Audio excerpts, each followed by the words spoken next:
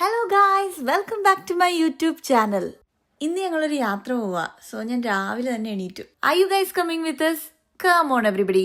പോരുന്നോ എൻ്റെ കൂടെ? ഞങ്ങളുടെ കൂടെ. സുപ്രഭാതം മാക്സിൻ, സുപ്രഭാതം. രാവിലെ തന്നെ ഞാൻ സൂക്ഷ്മദർശിനി പണി എടുക്കുവാന്ന് വിചാരിക്കരുത് കേട്ടോ. എന്താ നോക്കിയെന്നറിയോ? അപ്പുറത്തെ വീട്ടിലെ ചേട്ടൻ കറക്റ്റ് 6:30 ആവുമ്പോൾ റെഡിയായി ജോലിക്ക് പോകും. അപ്പൊ ഇപ്പൊ ചുമ്മാ പറയല്ലേ. 6:30 ആവുമ്പോൾ ജോലിക്ക് പോകും. ഞാനിപ്പോൾ കുറേ നാളുകൾക്ക് ശേഷം കേട്ടോ 6:30 എണീക്കുന്നത്. പക്ഷെ അതിൻ്റെ വൈറ്റ് ക്ലബ്ബേ ഒന്നുമില്ല. ഇനി ജോലിക്ക് പോയി തുടങ്ങുമ്പോൾ 6:30 എണീക്കുന്നത് ഒരു ശീലമാക്കണം.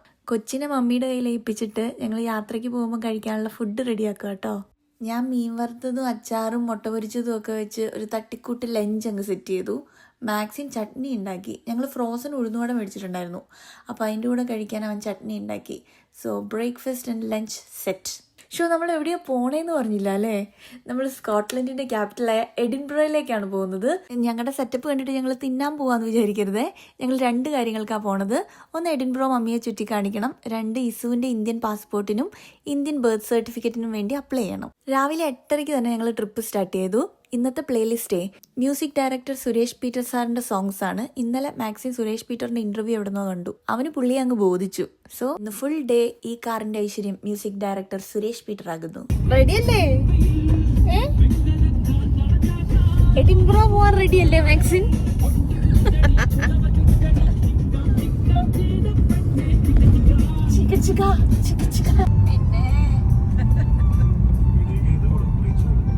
പിന്നെ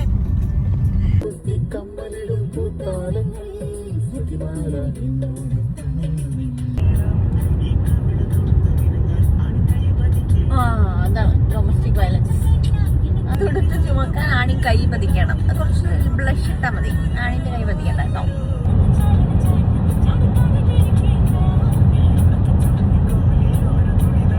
ഉണക്കച്ചുള്ളി കോലിൽ തയ്ച്ച കോലം. Body shaving.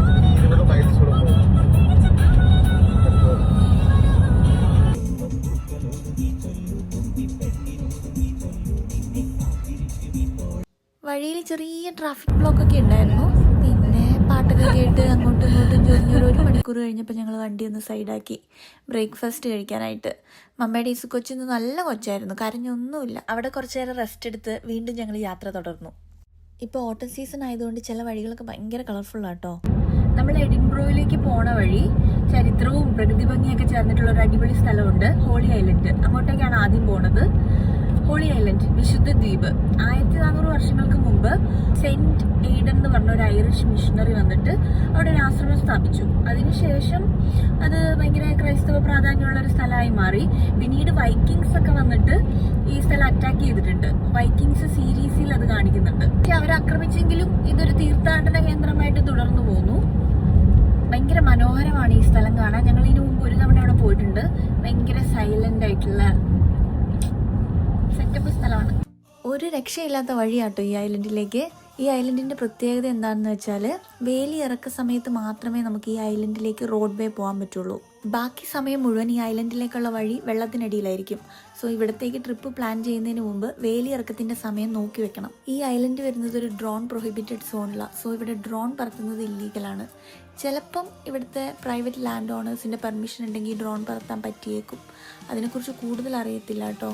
ഇവിടെയൊക്കെ ഡ്രോൺ പറത്താൻ പറ്റിയിരുന്നെങ്കിൽ ഉണ്ടല്ലോ, എൻ്റെ ദൈവമേ, ഒരു രക്ഷയില്ലാത്ത വ്യൂ എന്ന് പറഞ്ഞാൽ ഒരു രക്ഷയില്ലാത്ത വ്യൂ ആണ്.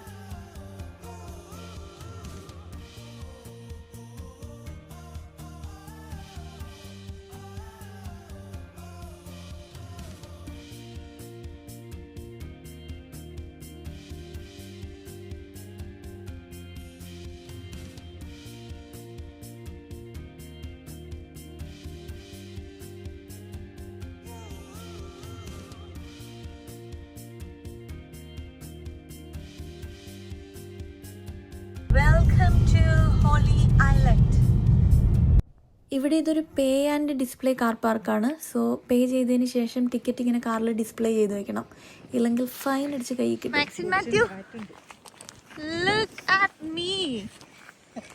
ആരോ കൊച്ചിനെ തട്ടിക്കൊണ്ട് പോകുന്നല്ലേ. പാർക്കിങ്ങിൻ്റെ അടുത്ത് തന്നെയായിട്ട് ഇങ്ങനെ ഒരു ഹട്ട് ഉണ്ട് കേട്ടോ. ഈ ഹട്ടിൽ ഐലൻഡിൻ്റെ മാപ്പും ഹിസ്റ്ററിയും കാര്യങ്ങളൊക്കെ എഴുതി വെച്ചിട്ടുണ്ട്. ഐലൻഡൊക്കെ കണ്ട് നടന്ന് മടുത്ത് വരുന്നവർക്ക് ഇവിടെ ഇരുന്ന് വിശ്രമിക്കാം. ഇവിടെ റോഡ് സൈഡിലെ ഒരു ചേട്ടൻ ഹോം മെയ്ഡ് ഫുഡും ഹോം മെയ്ഡ് ഹണിയൊക്കെ ഇരുന്ന് വെക്കുന്നുണ്ടായിരുന്നു. നമ്മുടെ നാട്ടിലൊക്കെ കാണില്ലേ, വീടിൻ്റെ ഫ്രണ്ടിലായിട്ട് ചെറിയ സ്റ്റോളൊക്കെ ഇട്ട് ഉപ്പിലിട്ട മാങ്ങയും ഉപ്പിലിട്ട നെല്ലിക്കയൊക്കെ വെക്കുന്നത്. ഇത് കണ്ടപ്പോൾ എനിക്ക് അതുപോലെ തോന്നി. രാവിലെ വീട്ടിൽ നിന്ന് ഇറങ്ങുമ്പോൾ മുടി മടക്കി കെട്ടി വെച്ചിരുന്നത് ഇപ്പം അഴിച്ചിട്ടിരിക്കുന്നു. എന്താ അമ്മി, ഞാൻ പപ്പേനോട് ഒന്ന് പറഞ്ഞു കൊടുക്കുന്നുണ്ട്.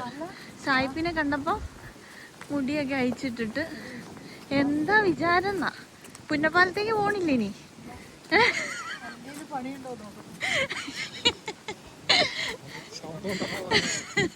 അതൊരു പുരാതനമായ പള്ളിയാ, അവിടെ പണിയൊന്നുമില്ല. ഇടയ്ക്കൊക്കെ ബ്രേക്ക് പിടിക്കണം കേട്ടോ.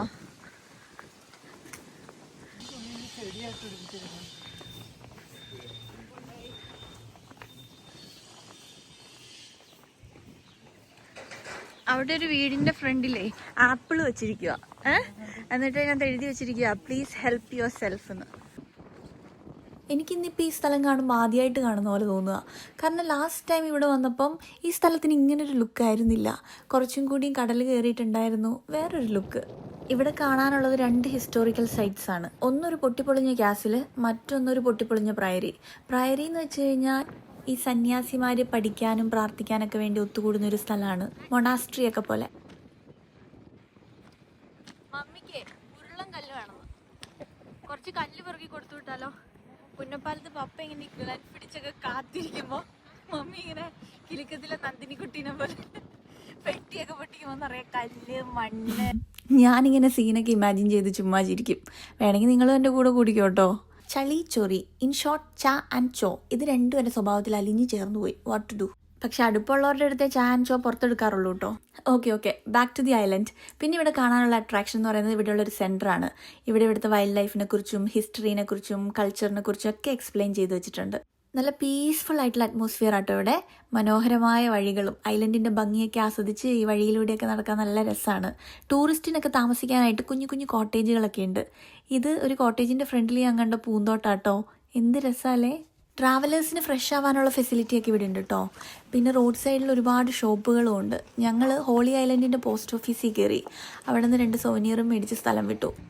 ഇനിയും ഇവിടെ നടന്ന് കുറേ എക്സ്പ്ലോർ ചെയ്യാനൊക്കെ ഉണ്ട്. പക്ഷേ ഞങ്ങൾ ഒരുപാട് നേരം നിൽക്കണില്ല, വെതർ മോശമായിക്കൊണ്ടിരിക്കുക. ഇപ്പം തന്നെ നല്ല കാറ്റ്, കൊച്ചുള്ളതല്ലേ. So bye to the beautiful holy island. Holy ഐലൻഡിനോട് ഇവിടെ വിട പറയുകയാണ്. ഇനി നേരെ എഡിൻബ്രോ ഹോട്ടലിൽ ചെന്ന് ചെക്ക് ഇൻ ചെയ്യണം. സോ വീണ്ടും ബാക്ക് ടു സുരേഷ് അണ്ണൻസ് പ്ലേലിസ്റ്റ്. മേലെ മുകിലിൻ കൂടാരം നന്ദലാല ഹേ നന്ദലാല ഒസലമ ഐലസ തേരിറങ്ങും മുകിലേ. ഷെടാ, ഈ പാട്ടൊക്കെ പുള്ളിയുടെ ആയിരുന്നു. ഇങ്ങനെ ഓളമുള്ള ഒരുപാട് പാട്ടുകളുണ്ട് കേട്ടോ പുള്ളിയുടെ. ഞാൻ കോപ്പിറൈറ്റ് കിട്ടുമെന്ന് വിചാരിച്ചിട്ടാണ് പാട്ട് ബാക്ക്ഗ്രൗണ്ടിൽ ഇടാത്തത്. Thenkasipattanam, independence day, Punjabi house, Ravanaprabhu, Mazhathulli Kilukkam, 1 man show, runway, അങ്ങനെ ഒരുപാട് സിനിമകളിലെ ഹിറ്റ് പാട്ടുകളൊക്കെ പുള്ളിയുടെയാണ്. അങ്ങനെ പാട്ടൊക്കെ കേട്ട് സ്കോട്ട്ലൻഡിൻ്റെ അതിർത്തി കടന്നപ്പോഴത്തേക്കും ഇസു പാടാൻ തുടങ്ങി. സോ ഞങ്ങൾ വണ്ടി സൈഡിലാക്കിയിട്ട് ചെറിയൊരു ബ്രേക്ക് എടുത്തു. പിന്നെ അങ്ങോട്ടേക്കുള്ള പ്ലേലിസ്റ്റ് മൊത്തം ഇസു ഫ്രണ്ട്ലി ആയിരുന്നു. സോറി സുരേഷ് അണ്ണ, സോറി. ഇറ്റ്സ് ടൈം ഫോർ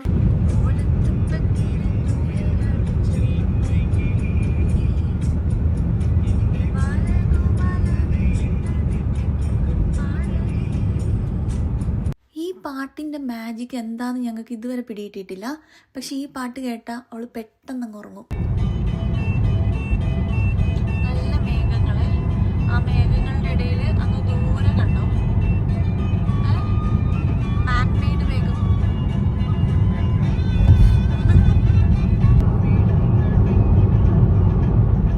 ഞാനൊരു ഫിൽറ്റർ ഇട്ടതല്ല കേട്ടോ. സ്കോട്ട്ലൻഡിലേക്ക് കയറിയപ്പോഴത്തേക്കും മൊത്തത്തിലൊരു ഇരുട്ടായ പോലെ. ഇത്രയും നേരം ഉണ്ടായിരുന്ന പ്രകാശ് സമയം എത്ര മണിയായി? 2:15. ഒരു 2:15 ആയപ്പോൾ നമ്മൾ എഡിൻബറയിലേക്ക് കയറി കേട്ടോ. സോ ഇപ്പോൾ നമ്മൾ സഞ്ചരിച്ചു കൊണ്ടിരിക്കുന്നത് സ്കോട്ട്ലൻഡിൻ്റെ പ്രാന്ത പ്രദേശങ്ങളിലൂടെയാണ്.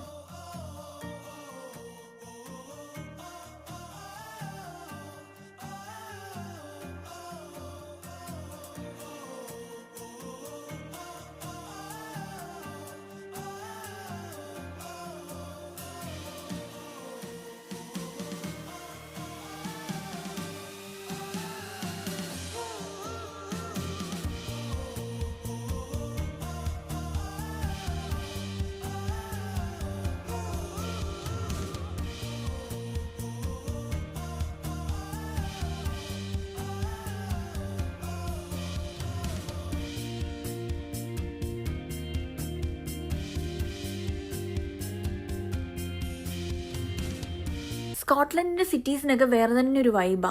ഒരു ഇംഗ്ലീഷ് സിനിമയിലൊക്കെ കയറിയ പോലെ.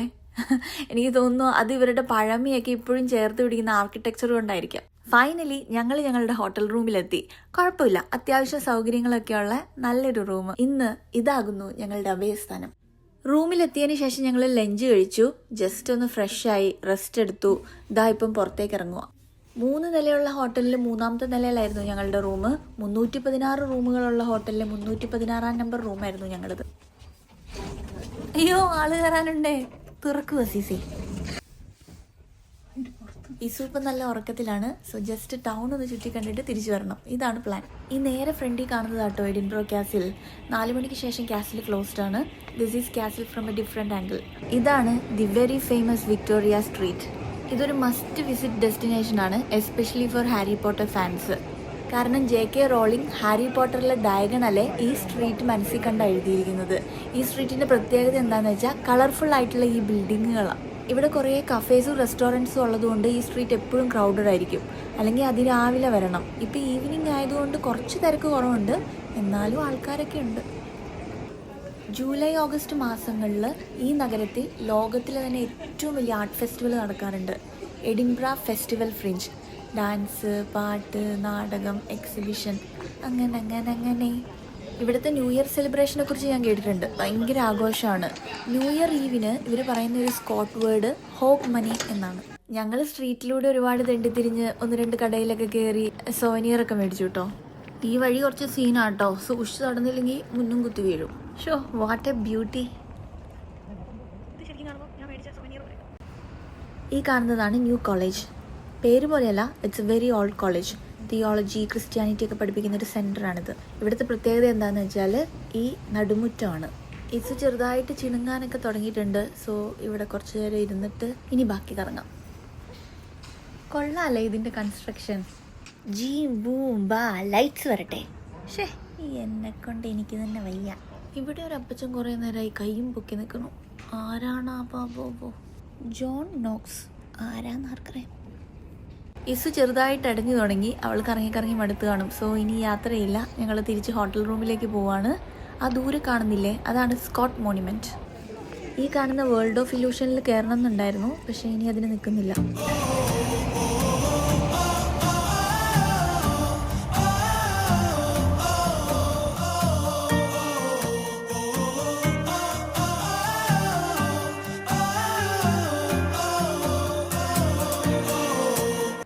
അങ്ങനെ ഞങ്ങൾ റൂമിൽ തിരിച്ചെത്തി. ഇസു ഉറങ്ങിക്കഴിഞ്ഞപ്പം ഇസുവിനെ മമ്മിയുടെ കയ്യിൽ ഏൽപ്പിച്ചിട്ട് ഞാനും മാക്സിനും കൂടി ടെസ്കോയിൽ പോയിട്ട് അല്ലറ ചില്ലറ സാധനങ്ങളൊക്കെ മേടിച്ചു. ഇന്ന് നൈറ്റ് ഇപ്പോൾ ആർക്കും വിശപ്പൊന്നുമില്ല. വീട്ടിൽ നിന്ന് കൊണ്ടുവന്ന ഉഴുന്നുവട ബാക്കിയുണ്ടായിരുന്നു. പിന്നെ ടെസ്കോന്ന് ഞങ്ങൾ കുറച്ച് സ്നാക്സ് മേടിച്ചു. ഇതാണ് ഞങ്ങൾ താമസിക്കുന്ന ഹോട്ടൽ, ഗ്രോവ് ഹൗസ് ഹോട്ടൽ. കുഴപ്പമില്ല കേട്ടോ. ഇന്നിനി അപ്പം പ്രത്യേകിച്ച് പരിപാടിയൊന്നുമില്ല. നാളെ കാണാം. Good night everyone.